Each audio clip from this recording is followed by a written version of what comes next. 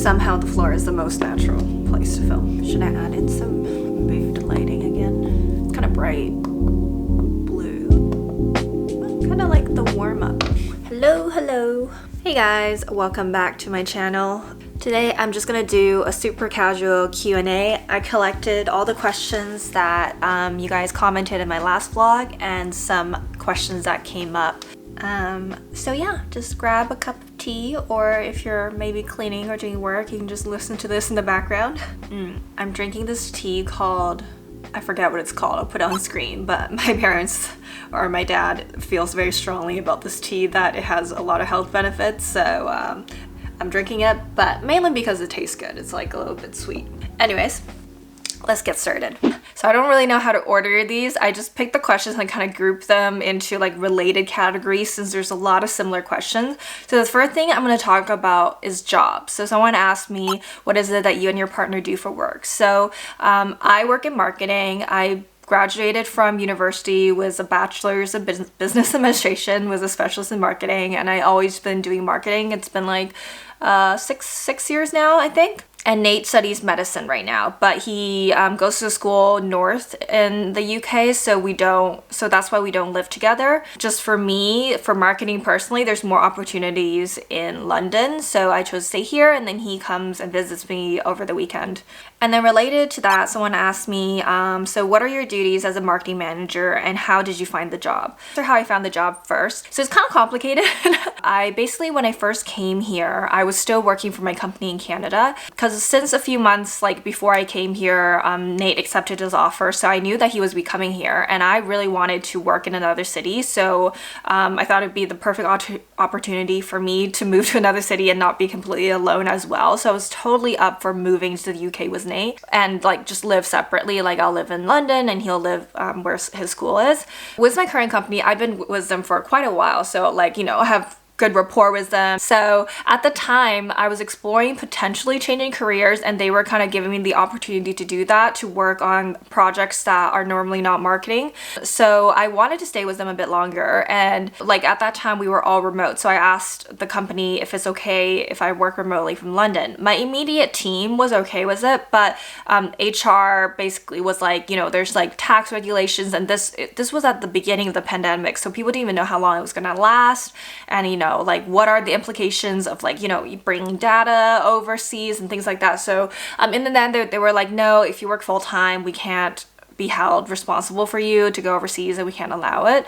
But at the time I was like, what if I go contract? So I would be an independent business basically, and I would contract my services to them, so the liability like tax wise and everything would be on me. I would need to get my own insurance and things like that, and they were okay with that, so I decided to do that instead, because at that point I kind of knew like I wasn't going to be at that company. I was already at that company for like four years at that point, and I kind of knew like after this, exploring this new project and new experience, I would probably be looking for opportunities here, and like my managers knew that too. So I moved over here and started working contract for my company in Canada, and I did that for quite a bit of time. And coincidentally, someone I knew in Canada started working for this company in London, and they were looking for a digital marketing manager. So he reached out to me and to see if I'm interested, and at that point I wasn't even looking yet, because I was at the mindset that I was going to stay with my current company for at least another year. But I was just like, you know what, why not explore it? It's a referral, so I can at least get interviewed and learn a little bit more about the company. And so he connected me with the hiring manager, and we were able to chat, and she was really, really nice. And the company was very similar to the company I was working at in Canada. So I thought, you know, it'd be a really easy transition. And one of the main motivating factors at the time was just to make pounds instead of dollars, because converting was just so painful. And you know, at the time I was like, you know what, this is a good opportunity. It just came in my lap, I might as well take it, right? So I decided to go for it and take that job. And actually, but since I'm on a contract with my company in Canada, I actually just do a little bit of freelance work for them as well. So it's nice to have that little bit of extra income. And I'm not sure if I mentioned, did I say it already? No, I didn't, I don't think so. But the exciting thing I was celebrating in my vlog was that I actually got a new job. It was just announced at the company, that's why I'm saying it publicly now. But yeah, I'm starting a new job, and this one was one that I was actually like applying and searching for. So about after like 4 or 5 months at my current company, I kind of knew it wasn't the right fit for me, and maybe because also it's very similar to my old company that I wanted to try something new. So I had that in my mind. I didn't start applying, but then a recruiter reached out to me for a very, very senior role. I didn't end up getting that role, but it gave me the confidence to go out and apply and just like start looking, basically. And I think I'm at a point in my career where I can be a little more choosy about the kind of jobs I take. And you know, like it's not like I hate my current job, right? So I would only take an opportunity that I really, really wanted. But how I got my new job was basically just applying on LinkedIn. I'm not sure if I have any particular advice, but especially for this job, like I read the job description, I could imagine myself working there, just looking at the company and the website and everything. And this was one of the rare jobs where I reached out to the recruiter. I know they always advise you to like, oh, reach out to hiring manager, but I'm usually not motivated enough to do that. But when I saw this job and the company, I was like, you know what, I can really like see myself here, and I really want to put like my best foot forward. So I reached out to the hiring manager on LinkedIn, sent her a message, just basically expressing my enthusiasm for the role. In the end, I got the job. I'm sure that wasn't a deciding factor, but it definitely makes a good impression. And then the second part of the questions is, what are your duties as a marketing manager? So I think in marketing, there is so many different kind of lanes that you can go to. Like you could become a product marketer, you could do digital marketing, you could do more comms, PR kind of marketing, you do like brand management marketing. So I think I'm more of a generalist, but was more specialty in digital marketing. So as a digital marketing manager, you're basically responsible for everything digital. Like I still touch on the other areas, but my main focus is, for example, the website, social media, email, paid digital ads. Of course, there's a lot of crossover. So my role at my current company right now is all about acquiring members to a platform.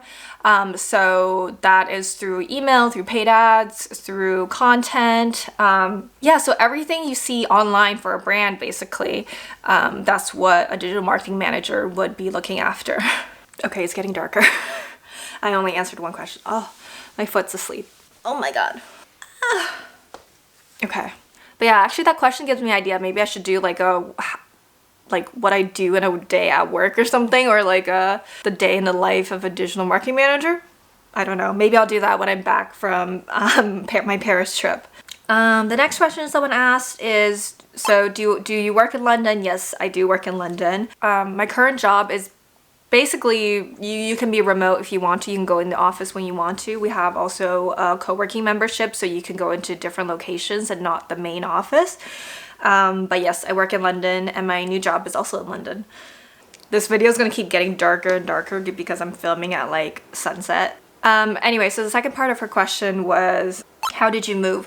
So I have a full video about how I moved, but basically I'm here from Canada on a tier 5 visa, and that's a youth mobility visa. So I think UK has an agreement with Australia and Canada, and I think one other country, but it's not the US, where if you're between the age, I think, of 18 to 30, you can come to the UK for 2 years, and it's a work visa. You don't need to have a job lined up already, which is really nice.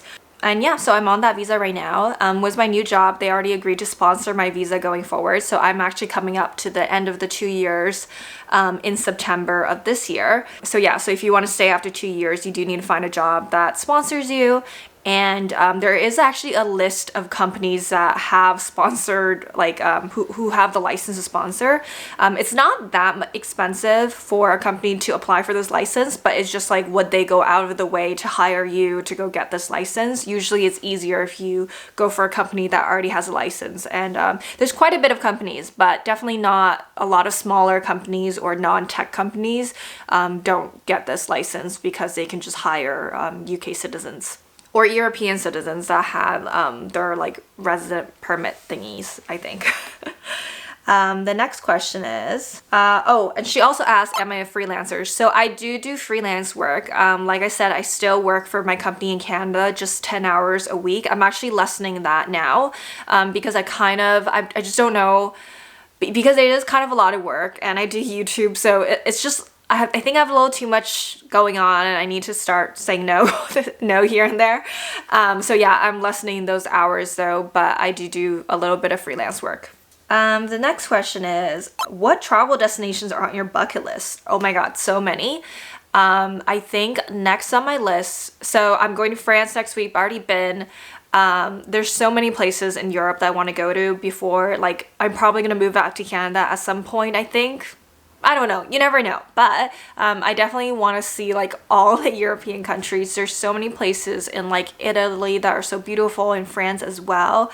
I also really want to go to like Cape Town and like, you know, Africa and India. I also want to I want to live in Japan or Korea for just 3 months. For just 3 months at some point within the next few years. I don't know. I'm just thinking about it just as like an experience, not really like considering moving to Asia full time, but it's just something I always wanted to do. So if I have the opportunity to, I definitely would. Yeah, definitely something I'm thinking about. Basically, the world is on my bucket list. But in the near future, I think it's gonna be mostly Europe trips. I'm going to France for Valentine's Day, and then me and my friend are going to Portugal for a week before my new job starts. And then she also asked, how do you manage to do your job and YouTube at the same time? So it's definitely not easy. I did make a commitment at the beginning-ish of last year to post at least once a week. Last year, I don't think I achieved that. During the end of the year, I did. But it is hard because if you think about it, if I'm filming during the week, a vlog takes me like a full day and a half to edit. I just like over time kind of developed a pattern for how I create videos and edit videos. So I usually would take like a whole Sunday to edit a video, and then the good thing is about vlogs is like it is still tiring to film them because, you know, like I have to think about the angles and think about the story and like what you guys are gonna see the whole day beforehand, but it is just me living my life. So I would just film what I'm doing. These kind of videos are definitely much easier to like film and edit. Like I'm probably gonna film this today, edit this tomorrow, and it can be up by Sunday. But my vlogs, not only do I film them over like usually around 3-4 days, but I take usually an evening to just like take all the footage, put it into my hard drive, put it on Premiere, and then I kind of sort them and try to like, you know, edit out random moments that are definitely not gonna get cut. Music honestly takes the longest time for me to find, just like the right music to fit with the right mood. So I try to do that in one evening after work, and then on the weekend I'll take a whole day to really edit. Or if I don't have a weekend, then maybe like 2 evenings to really edit and get it out. So that's basically what I've been doing. I mean, I think the more I do it, the faster I get at it. Now I feel like vlogging isn't as tiring at the beginning. I used to be so nervous about talking on camera. I would make Nate go into another room and like put on earphones if I was gonna be vlogging and talking, but now I can talk like right next to him. I don't have the confidence of doing it in front of friends yet, which is why you never see friends in my videos.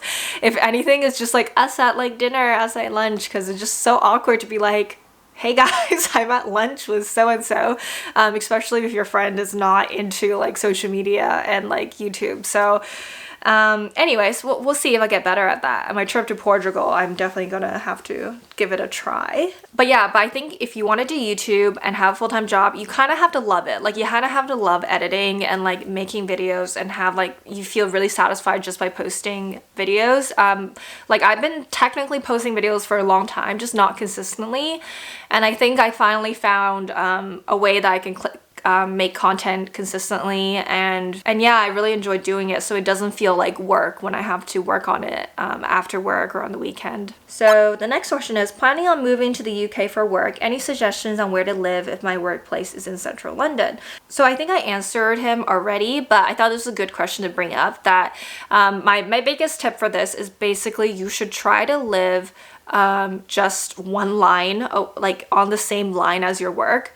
Transferring just so annoying. At some stations the walk is so far, so if you can not transfer, that would be the best case. But like, you can't really always plan it. Even with my current place, I didn't choose it based on how close it was to office, but I'm mostly remote, so it didn't really matter. But for my new job, thankfully, there is a little bit of a kind of a direct route that I can take. Try not to transfer lines if you can. Next question is, hi, fellow Canadian here. Which country would you say has a better work-life balance, UK or Canada? So I mentioned this in my pros and cons video. I definitely think the UK does have a better work-life balance. I think for Canada, you can too, depending on the company you're working for. But here, I feel like the expectation to work late and the expectation of your social life is better, or not better. I don't know how to say this. Like, for example, here, the drinking culture is quite intense. Like, getting drunk with your coworkers is not uncommon here. So it's definitely acceptable. I feel like in Canada, it can be kind of like frowned upon, like you're being like kind of unprofessional and sloppy. But here, like, drinking is just the norm. I have gotten definitely drunk with my coworkers before here. And also, like, since everyone gets so much vacation time, people definitely take all the vacation time. So at my current company, I get 28 days per year, and that's pretty typical, usually from 20 to 28 days. Meanwhile, in Canada, it's like usually around 14, 15 days. People definitely take it throughout the year, and like there's no guilt if you take it, I feel like. And she also asked, how has it been making friends in a new country? Okay, so I definitely struggled with this at the beginning. I think I only realized it really one summer, the summer that Nate went back to Canada. I was just like, oh, you know what? I haven't really made any friends here. It was a little like hard to tell because when I moved here, it was like mid-pandemic, and it was like people weren't really going out or like socializing, and I didn't really try to make friends because I am definitely more of an introvert, so like I didn't feel the need to at the time. But during that summer where Nate was in Canada, and I was like, oh, you know what? Like, I wish I had someone I could just call up and be like, hey, you want to go like just hang out, right? In Canada, I have like friends I can just do that with. Here, I definitely don't. And I really appreciate my friends in Canada a lot more now. There's just something different about friends that you made during university, and you have all these like stories of you guys like doing random shit together. And now at like, 26, 27, it's so hard to meet someone and make that connection when you have no reason to see each other all the time. Like, you actually have to go out of your way to be like, hey, do you want to just grab dinner? But you're not like grabbing dinner like every day. So yeah, it's hard. Like, I don't know. I'm so not used to making friends. I have I have met some great people here. Definitely, if you're trying to make friends in London, get Bumble Friends. A lot of people use it here. It's not sketchy at all. I met so many great girls on there.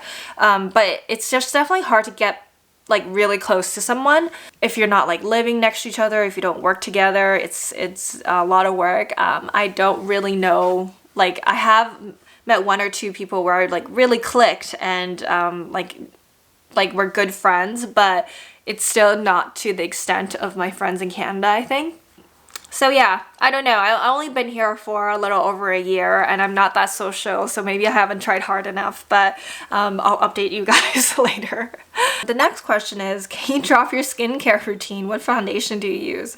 Okay, so I'm gonna do another video about this because my skin isn't great, but it's not bad either. Like, I never really had acne growing up. I have like pimples now and then, but I do have a little hack for my foundation that I think really does make a difference, and my skin looks so much cleaner and like clearer when I do this. And I think also one of my hacks is just like I put on a lot of highlighter. Like, it looks like really clear because there's this shine going across my cheek, I think. But yes, I will definitely show it in a vlog. But my skincare routine isn't anything groundbreaking. Like, I use like the ordinary. I just really haven't had time to look into, like, I save a lot of things I see on Instagram, on TikTok, but I just haven't had the time to research and like if it's the best for my skin, and like I can't justify spending that much money without like doing the right research. So I just kind of do enough hydration and like moisturize and sometimes masks and try my best. But I definitely do want to look into more better skincare, I guess, soon. Oh, she also asked, you plan to spend more time in the UK or move to Canada? So I think for the next 4-5 years, I'll be in the UK because Nate is gonna be in school for another 3-4 years, basically. And then we'll see. Like, I don't know. I'm down to stay in the UK. I like living in the UK. It's definitely really expensive. So if I wanted to have more space and, you know, like live in a nicer place and buildings and spend less money, I probably think about moving back to Canada. Probably like maybe starting a family. Canada might be a bit better, just more affordable wise. And both our families are in Canada as well, but I don't know. But for the foreseeable future, I think I'll be in the UK. She also has to find it hard to meet new people there. Bumble friends, guys, Bumble friends. It's very easy to meet new people on there.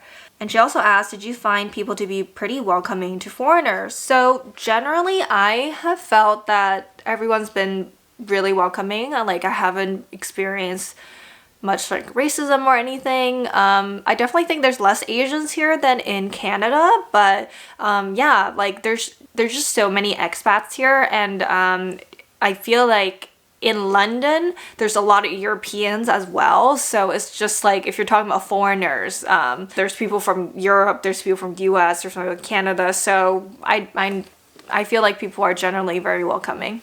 Next question. Were you able to fit everything into the allotted suitcase for your flight? I don't really want to ship things.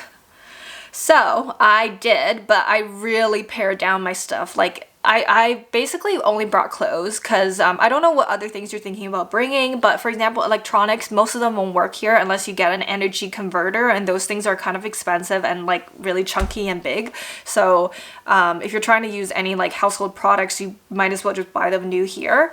And then yeah, I was really selective about the clothes that I ended up bringing, just things that I knew I would need. And then I left them at my parents' house. So for example, when I went back for Christmas, I brought a little bit more of my own stuff back.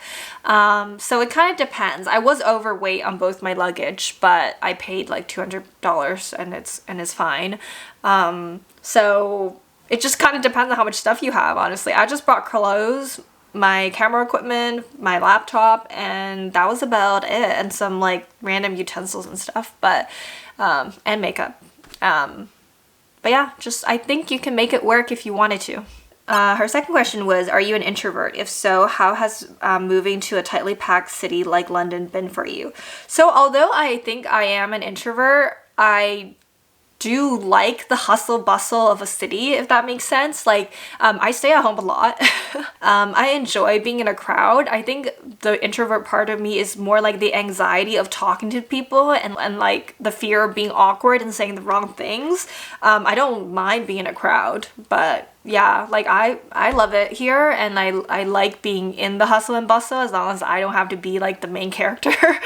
Yeah, I'm not sure if that answered your question. Her third question was your move seamless or more of a struggle? So for me, I felt like it was pretty seamless. I'm a big planner, so I came over in November, but my visa was already valid from September. I applied for my visa really early. Like, I suggest not doing that because I basically wasted 2 months of my visa, but I did that early. I also signed my lease for my place before I came here, so I got off the plane and went straight to my new place and got my keys and moved in. So I think as long as you're organized, you plan out all your steps, it can be really, really smooth. What tips can you give to a couple moving to the UK from Canada? Would love to know your advice for easing the transition / setting up a bank account, bills, etc. Okay, so I think my moving to London video and also things you need to do before and after moving to the UK, I have 2 really detailed videos on that I will link. But I think that answers everything. Like, I don't want to reiterate it here because I think there's a lot of things you can consider. Like for setting up a bank account, there is some accounts that you can set up before you come here, like non-UK accounts that makes it easier for you to transfer money abroad. You can also get like a TransferWise debit card that works across the board.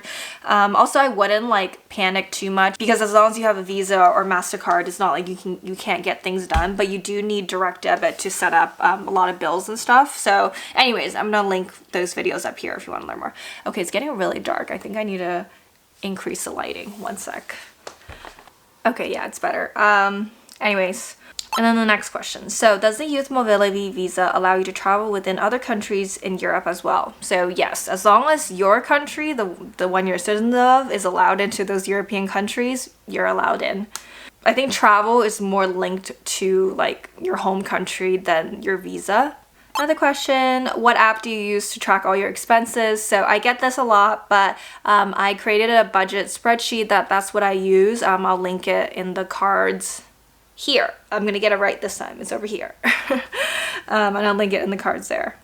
Another question, so I see you have a budget video, which I'm going to check out, but I've been really trying to figure out how much I need to save for an apartment. I'm looking for a studio to a 1-bedroom or shared flat. What estimate would you want to save? Do you recommend reaching out a property agent for this? So I would recommend saving at least 4 or 5 times your budget for rent. So let's say your budget is £1,000 per month. You probably want to save £5,000 because you're going to have to pay your first month, of course, and then you have to pay your deposit, which is 5 weeks. So there, half of your budget, half the savings are already gone, and then you kind of want to have a little bit of savings for paying the second month rent and the third month rent, and also bills, council tax, etc. So that's what I would recommend. I think that's applicable if you go for a studio, 1-bedroom, or a shared flat. A shared flat could be like £600-800. If you're lucky, 600, probably more like £800. And then a studio could go for 1,100, 1,200. 1-bedroom, I think I got lucky was this 1-bedroom being 1,200, but they're usually a bit higher. So I would just save at least 4 times your monthly rent. And then do you recommend reaching out to a property agent for this? So for sure, there's no harm in reaching out to a property agent. Like the only thing they can do is really pressure you to rent a place, but they're definitely very helpful of like giving you listings that might not be on the market at the time, or like recommending listings that are within your budget. Like they'll ask you all your details and give you recommendations. So no harm in reaching out to like even a few property agents. Okay, my camera died. I'm almost done. So the last question I'm answering is about YouTube. So when did you start vlogging? How often were you originally posting? And what were your viewership and subscribership like? Was there a specific point when you started to get subscribers quickly? And if so, do you think it correlated to more frequent or consistent posting? I really want to start vlogging, but don't know where to start. Okay, so this is kind of complicated because I've been posting, like I've been on YouTube and posting videos for a long time. So I know people think kind of if you post more consistently, YouTube likes that and will recommend your videos more. I feel like that could be a factor, but that's not really that's not really the secret to getting more subscribers on YouTube. So I actually got majority of my subscribers a long time ago through one video that I did called minimalist bullet journal, or like how to design a minimalist bullet journal. What was it called? I forget. Oh my god, I'm gonna search it up.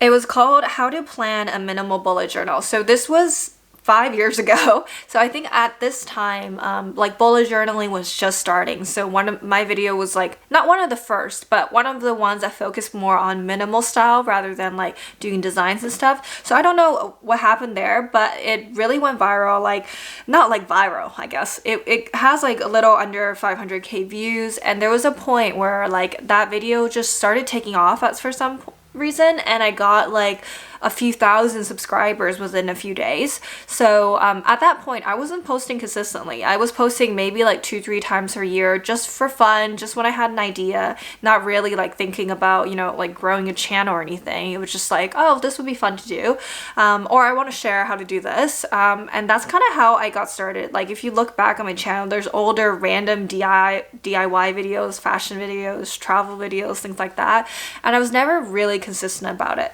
I think over the last, starting from beginning-ish of last year, I started posting more consistently, and I definitely had a drop in followers because there's a lot of people that followed me because of that bullet journal video, and I stopped doing bullet journal videos. I do feel like my channel is growing steadily, like slowly. It's definitely not a fast growth, but I think it's just like sometimes you don't know what's going to resound with people, what YouTube is going to push out. For example, like my flat hunting video, I posted that a while ago, a few months ago, but recently it somehow got picked up by the algorithm and got really pushed out, and maybe I gained like, I don't know, a few hundred followers from that. But yeah, I wouldn't think too much about it. Like, of course, I think the thing about being consistent is that you're creating more content to test the algorithm, for the algorithm to push out. So there's more likely chances that, you know, you're gonna get picked up by the algorithm and one of your videos is gonna really resonate with a lot of people. So I think that is the key to being consistent. But of course, like if you just know what's gonna like work on YouTube, that you could just post one video a month. Like what's his name? Susie does that, right? And it, like people really love it. And he doesn't have to post consistently to get a consistent views or consistent subscribers. It's just more about what works for you. But the thing is, YouTube is so much work that you don't, like for me, I don't want to think too much about it when I do YouTube. Like if I enjoy it, I'll post it. If I like it, I'll post it. If I made it too much about thinking about growing subscribers and like trying to get more views, it's not going to make it fun anymore, and I'm not going to be able to keep it up. So it's all up to kind of your personality and what you like. So if you really want to grow a channel and like be popular, then you need to look at more trends and things like that. So it really depends. It's different for everyone, I think. Did I even answer the full question?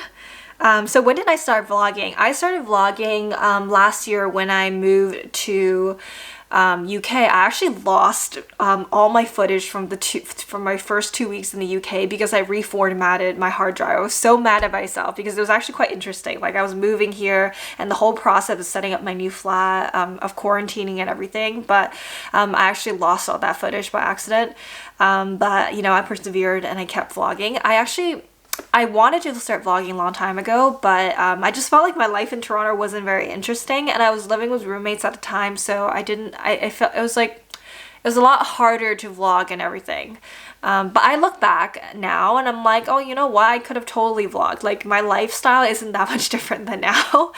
But yeah, so I think if you want to do vlogging, just do it. Just do it. There's no harm in starting, and the earlier you start, the better. When did you start anyhow? And originally when I was posting my vlogs, so I already had a bit of subscribers from like the bullet journal videos and stuff, and they were getting like I think only recently I started getting more consistent viewership, but before they would just get like, I don't know, 300, 400 views.